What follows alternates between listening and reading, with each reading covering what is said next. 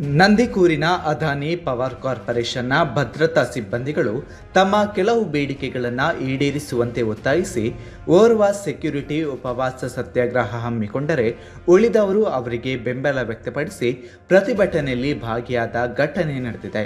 ಕಳೆದ 19 ವರ್ಷಗಳಿಂದ ಗಾರ್ಡಿಯನ್ ಅಡಿಯಲ್ಲಿ ಸುಮಾರು 78 ಮಂದಿ ಸೆಕ್ಯೂರಿಟಿ ಸಿಬ್ಬಂದಿಗಳಾಗಿ ಕರ್ತವ್ಯ ನಿರ್ವಹಿಸುತ್ತಿದ್ದಾರೆ. ಇತರ ಕಂಪನಿಗಳಂತೆ ಓಟಿ, ಸಿಎಲ್ ರಜೆ ಇರುವುದಿಲ್ಲ. ಈ ಬಗ್ಗೆ ಅಧಿಕಾರಿಗಳಲ್ಲಿ ಚರ್ಚಿಸಿದರೂ ಪ್ರಯೋಜನವಾಗಿಲ್ಲ. ಹೀಗೆ ಹಲವು ಬೇಡಿಕೆಗಳನ್ನು ಒತ್ತಾಯಿಸಿ ಸೆಕ್ಯೂರಿಟಿ ಗಾರ್ಡ್ ಪ್ರತೀಕ್ ಹೆಗ್ಡೆ ಉಪವಾಸ ಸತ್ಯಾಗ್ರಹ ಹಮ್ಮಿಕೊಂಡಿದ್ದಾರೆ. ಇದಕ್ಕೆ ಈಗ ಹಲವಾರು ಮಂದಿ ಸಾಥ್ ಕೊಟ್ಟಿದ್ದಾರೆ.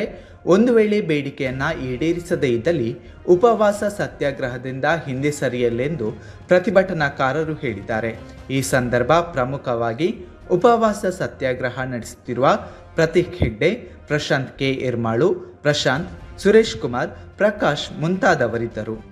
ನಾವು ಅದಾನಿ ಪವರ್ ಕಂಪನಿಯಲ್ಲಿ ಕಳೆದ 19 ವರ್ಷಗಳಿಂದ ಸೆಕ್ಯೂರಿಟಿ ಗಾರ್ಡ್ ಆಗಿ ಕೆಲಸ ಮಾಡ್ತಾ ಇದ್ದೀವಿ. ಈ ಸಲದ ಹಾಗೆ ನಾವು ಸರ್ಕಾರದ ತುಷ್ಟಿಭತ್ತ ಹೆಚ್ಚಳವಾಗಿದ್ದು ಅದರ ಜೊತೆಗೆ 10% ವೇತನವನ್ನು ಹೆಚ್ಚಳಗೊಳಿಸಬೇಕು ಅಂತೇಳಿ ನಾವು ಕೇಳಿಕೊಂಡಿವೆ. ಅದಕ್ಕೆ ಕಂಪನಿ ಯಾವುದೇ ಪ್ರತಿಕ್ರಿಯೆ ನೀಡ್ತಾ ಇಲ್ಲ. ನಾವು ಕರ್ತವ್ಯದಲ್ಲಿ ಲೋಪ ಬಾರದಂತೆ ಸೆಕ್ಯೂರಿಟಿ ಕೆಲವು ಶಿಸ್ತು ಕ್ರಮಗಳಲ್ಲಿ ನಾವು ಬ್ರೇಕ್ ಮಾಡಿ ತೋರಿಸ್ತೀವಿ. ಆದರೂ ಕೂಡ ಯಾವುದೇ ನಮ್ಮ ಬೇಡಿಕೆಗೆ ಪ್ರತಿಕ್ರಿಯೆ ಕೊಟ್ಟಿಲ್ಲ. ಹಾಗಾಗಿ ನಾವು ಮೊನ್ನೆನೇ ತಿಳಿಸಿದ್ದೀವಿ ನಾವು ಉಪವಾಸ ಸತ್ಯಾಗ್ರಹ ಮಾಡುವುದಾಗಿ.